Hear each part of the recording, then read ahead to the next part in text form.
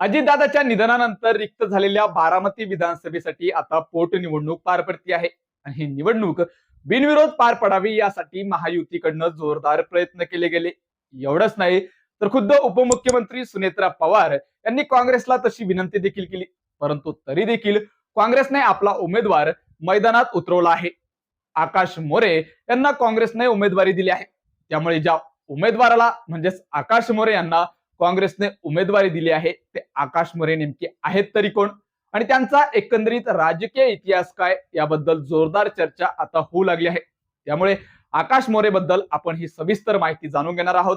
नमस्कार मंडळी, मी विकास आणि तुम्ही पाहत आहात ऑनलाईन मराठी हे आपलं चॅनल. मंडळी, अजितदादांच्या निधनाने बारामती विधानसभेची जागा रिक्त झाली आणि त्यामुळे आता या ठिकाणी पोटनिवडणूक पार पडत आहे.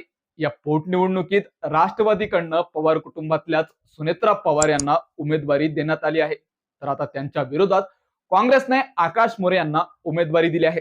त्यामुळे जे आकाश मोरे सुनेत्रा पवार यांच्या विरोधात बारामतीच्या पोटनिवडणुकीसाठी मैदानात उतरलेले आहेत, त्यांची ही पहिलीच निवडणूक आहे असं तुम्हाला वाटत असेल, परंतु असं मुळीच नाही.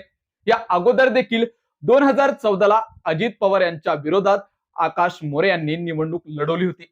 काँग्रेसकडनं त्यांना 2014ला उमेदवारी देण्यात आली होती. त्यावेळेस आकाश मोरे यांना 4013 एवढी मतं मिळाली होती. तर अजित पवार यांनी 90,000च्या मताधिक्याने या ठिकाणी विजय मिळवला होता आणि त्यावेळेस अजित पवारांनी आकाश मोरे यांचं डिपॉझिट जप्त केलं होतं. आकाश मोरे यांचं कुटुंब हे काँग्रेसशी एकनिष्ठ असणारं कुटुंब आहे.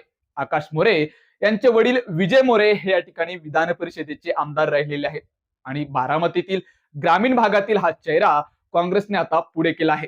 धनगर समाजाचं मोठ्या प्रमाणात प्राबल्य असलेल्या या बारामतीमध्ये काँग्रेसने हा धनगर समाजाचा चेहरा समोर आणला आहे आणि त्यांना उमेदवारी देत त्यांनी बारामतीच्या रिंगणात उतरवलेला आहे.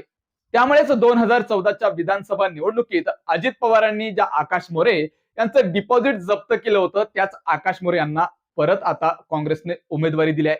एकीकडे पवार कुटुंबाच्या बाबतीत आता बारामतीत सहानुभूतीची लाट आहे. त्यामुळे या सहानुभूतीच्या लाटेत आकाश मोरे कितपत टिकतात हे पाहणं देखील महत्वाचं ठरणार आहे. तुम्हाला काय वाटतं?